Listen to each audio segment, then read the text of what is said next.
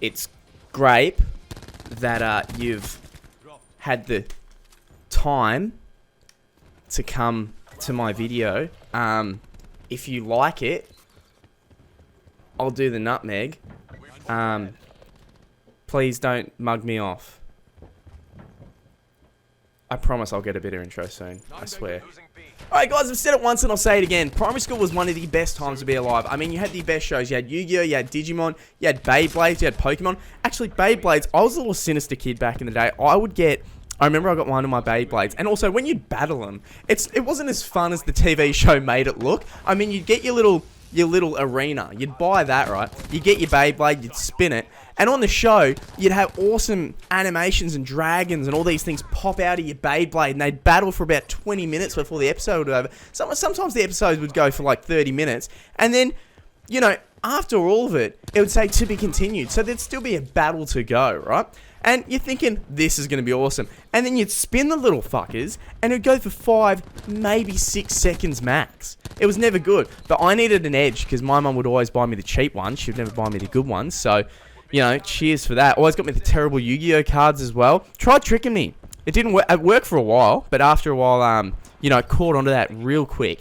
But I would actually go and get the terrible ones, bring it to school, get destroyed, because the cool ones were a lot more bulkier and actually, like, better looking, and just they worked well. And I got mine, and I went to my dad's shed, and there was like razor blades on the ground because he worked a lot and he did a lot of the things in the shed. So I got that and glue tack and stuck it to the top of my Beyblade. What the fuck was wrong with me? But as we're talking about primary school, I actually kind of did a bad thing. Did an oopsie. Well, it wasn't an oopsie. It was an intentional oopsie. So just a bad thing. I kind of screwed over a girl in my class badly. It was one of those group scenarios, and I did not make her look good at all. So we're going to get into that. But guys, first off, the true and false fact. In this video, well, all videos, I pretty much give you guys a true and false fact. And if you stay to the end of the video, you'll find out which fact is true and which fact is false. So, fact number 1.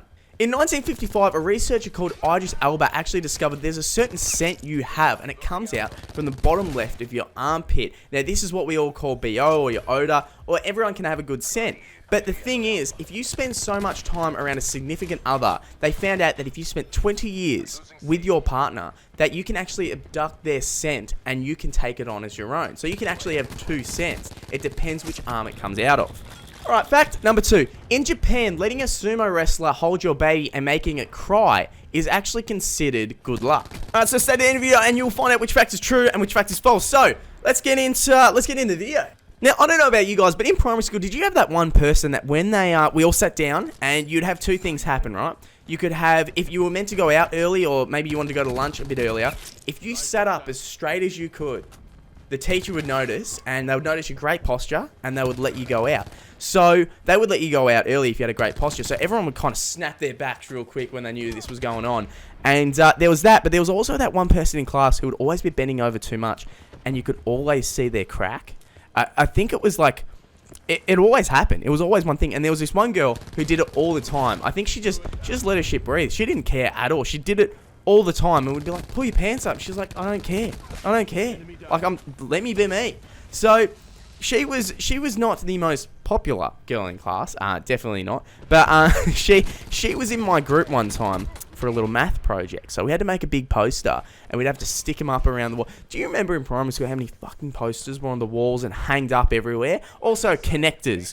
Who remembers connectors? I would draw with perfect straight lines on my connectors and shit would be looking lit. And I'd make little guns with the connectors. Life was good back then. I miss those times. Actually, I want to go get connectors now. I want to draw like a strawberry or something. It's a weird thing to draw. But this girl was in my group, and what had happened was we were meant to do math equations all on this massive poster, and we'd stick them up. So every time we'd come into class, we would remember these certain math equations. Oh, 2 + 2 is 4. You know, 6 × 6 is 36. Kind of things like that, and you get them stuck in your head. So I wrote, like big time on the poster, I wrote 1 × 1 is 2. 1 × 1 is 1. 1 + 1 is 2. And we were getting at that age where kids were discovering you know, maths, and they were getting better at it, and they were understanding it. So, you know, a mistake like that in primary school, they are savages. They will go at you. They will hunt you down with their newfound knowledge of understanding math. So when we displayed our poster to the class, and there was my mistake, they all laughed, and they all said, "Who did that?"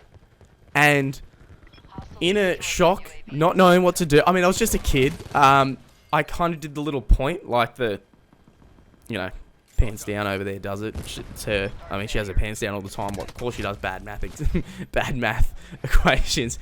And she was extremely defensive. Like, she was just, it was ridiculous. She was so defensive about this. I don't know why. Probably because she didn't do it, so she had every right to be. But yeah, she was so defensive, and she's like, "I didn't do it. I didn't do it." And everyone's like, "How can you not get that right?" And I'm sitting there like, you know, Luke, you could do this good deed. You could do this moment and go, no. It was me. Cop it on the chin and just, you know, learn from your mistake and just be a good guy.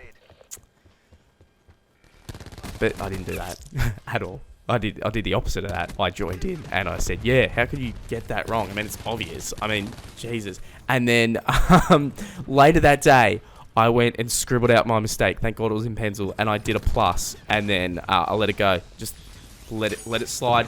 Didn't even think about it again. And I'm an asshole.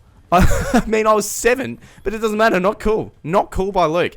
Anyway, guys, hope you enjoyed the video. Thank you so much for watching. Now, the true and false fact. The false fact is definitely that I think I said Idris Elba discovered a scent in 1955 and you could absorb someone's scent. Yeah, that was just, I was just going with whatever came in my head. So it's a random bunch of thoughts just right there. But the true fact is that in Japan or China, wherever it is, if you give your baby to a sumo wrestler and they make it cry, then that's considered good luck.